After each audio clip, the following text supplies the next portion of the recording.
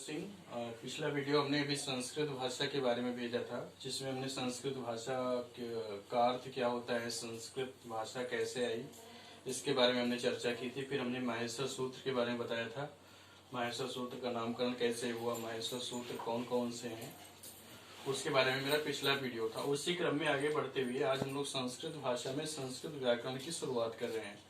तो व्याकरण में जो सबसे पहला चैप्टर है, सबसे पहला मेरा लेसन है, वो हम लोग पढ़ेंगे वर्ण विचार। क्योंकि व्याकरण की जो सबसे छोटी इकाई होती है उसको हम वर्ण बोलते हैं, या दूसरी भाषा में अक्षर बोलते हैं।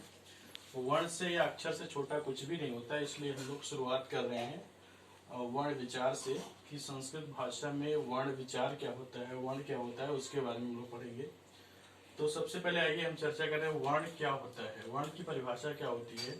तो वर्ण की परिभाषा में हम लिखेंगे व्याकरण की सबसे छोटी इकाई, यानी व्याकरण जो होता है उसकी जो सबसे छोटी इकाई होती है उसको हम वर्ण कहते हैं। यानी वर्ण से छोटा कुछ भी नहीं होता। एक वर्ण, मान लीजिए आप एग्जाम्पल के रूप में किसी वर्ण को लेंगे तो उसके टुकड़े नहीं हो सकते। वर्ण जो होता है अपने आप में सबसे लघुतम रूप में, सबसे छोटे रूप में होता है, उससे छोटा कुछ भी नहीं होता। इसलिए हम कहते हैं वर्ण की परिभाषा होगी कि व्याकरण की सबसे छोटी इकाई को वर्ण कहते हैं, अर्थात वर्ण व्याकरण की सबसे छोटी इकाई है। यानी वर्ण से छोटा कुछ भी नहीं। एग्जाम्पल के रूप में जैसे आप छोटा या बड़ा, छोटी, बड़ी लेते हैं, इसके और टुकड़े नहीं हो सकते, इसको इससे छोटा रूप नहीं लिखा जा सकता, इसीलिए इसको हम वर्ण कहेंगे। तो मुझे उम्मीद है आप सभी को वर्ण की परिभाषा समझ में आ गई होगी। वर्ण क्या होता है? व्याकरण की सबसे छोटी इकाई, जिसके और टुकड़े ना किए जा सके और भाग ना किए जा सके, उसको हम वर्ण कहते हैं।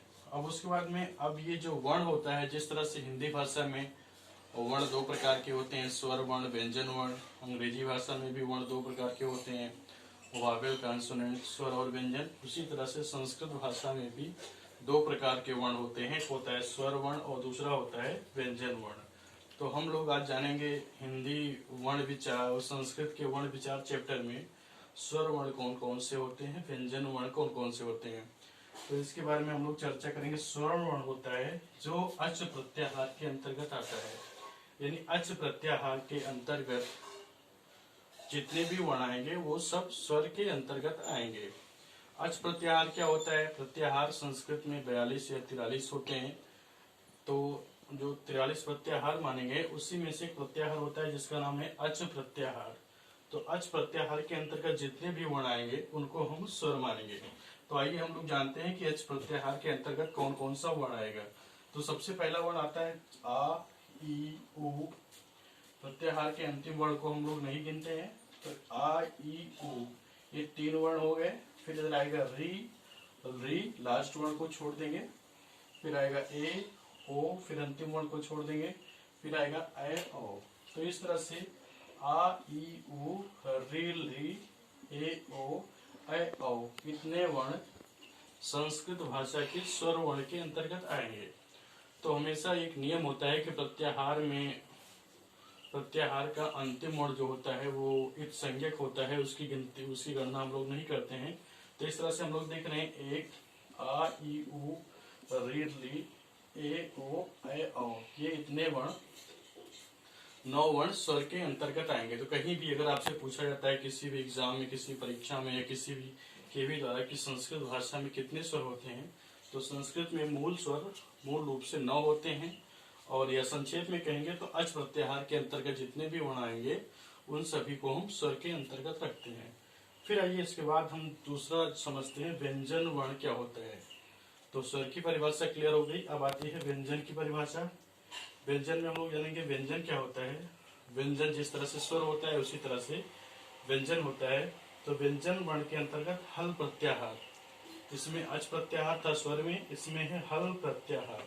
तो हल प्रत्याहार के अंतर्गत जितने वर्ण आएंगे उनको हम व्यंजन के अंतर्गत रखेंगे। तो आइए हम लोग हल प्रत्याहार के अंतर्गत आने वाले वर्णों को देखते हैं। तो सबसे पहले आएगा हा, या, वा, रा। फिर अंतिम वर्ण को हम लोग छोड़ देंगे, ला। फिर इसमें अंतिम वर्ण को छोड़ देंगे।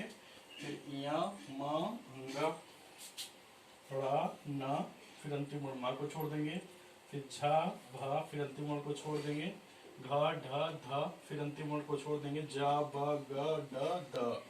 फिर खा फा छा ठा चा टा ता का पा सा सा आ। तो ये सारे वर्ण यानी जो अच प्रत्याहार के अंतर्गत वर्ण है उनको छोड़ करके जितने भी वर्ण हल प्रत्याहार के अंतर्गत आएंगे वो सारे वर्ण व्यंजन के अंतर्गत आएंगे। तो इस तरह से हम लोग अंतिम वर्ण को, इस संज्ञक वर्ण को छोड़ करके बचे हुए शेष वर्णों से हम स्वर व्यंजन निकालेंगे, जिससे आपका दोनों में हिंदी भाषा के स्वर और व्यंजन दोनों चैप्टर आपका आ जाएगा। तो इस तरह से आपका ये स्वर और व्यंजन क्लियर हुआ कि संस्कृत भाषा में स्वर कौन से होते हैं, व्यंजन क्या होते हैं। तो संक्षेप में अच प्रत्याहार के अंतर्गत आने वाले सारे वर्णों को हम स्वर कहेंगे, जो कि मूल रूप से 9 है। और व्यंजन होता है जो हल प्रत्याहार के अंतर्गत आएगा। हल प्रत्याहार के अंतर्गत जितने भी वर्ण आएंगे उनको हम व्यंजन की संज्ञा देंगे। तो इस तरह से वर्ण विचार एक बार संक्षेप में हम लोग जानेंगे फिर से। वर्ण विचार क्या होता है? वर्ण का मतलब होता है व्याकरण की सबसे छोटी इकाई, जिसके और टुकड़े ना किए जा सके, जिससे छोटा रूप कोई ना प्राप्त हो, उससे हम वर्ण कहेंगे। संस्कृत भाषा में वर्ण को अन्य भाषाओं की तरह 2 भाग विभाजित किया गया। पहला होता है स्वर वर्ण और दूसरा होता है व्यंजन वर्ण। स्वर वर्ण के अंतर्गत अच प्रत्याहार के सारे वर्ण आएंगे और व्यंजन वर्ण के अंतर्गत हल प्रत्याहार के सारे वर्ण आएंगे। तो इस तरह से आपका स्वर वर्ण और व्यंजन वर्ण दोनों, मुझे उम्मीद है आप सभी को समझ में आ गया होगा। और अगर कहीं पे आपको कुछ नहीं समझ में आया, आपको अगर कुछ भी सुझाव देना है तो आप कमेंट बॉक्स में लिख करके दे सकते हैं। मैं उस पर इम्प्रूव करके उसको दोबारा अच्छे से प्रस्तुत करूंगा। और मुझे उम्मीद है कि आप सभी को मेरा ये चैनल पसंद आया होगा। तो अगर सभी को मेरा वीडियो समझ में आया हो, अच्छा लगा हो, तो प्लीज़ मेरे वीडियो को लाइक करें, शेयर करें, सब्सक्राइब करें, जिससे मैं आगे और अच्छे वीडियो संस्कृत भाषा के बारे में, संस्कृत व्याकरण के बारे में, हिंदी भाषा के बारे में, हिंदी व्याकरण के बारे में आपको दे सकूं और जो है अच्छे से अच्छे जानकारियाँ आप लोगों के पास में उपलब्ध करा सकूं।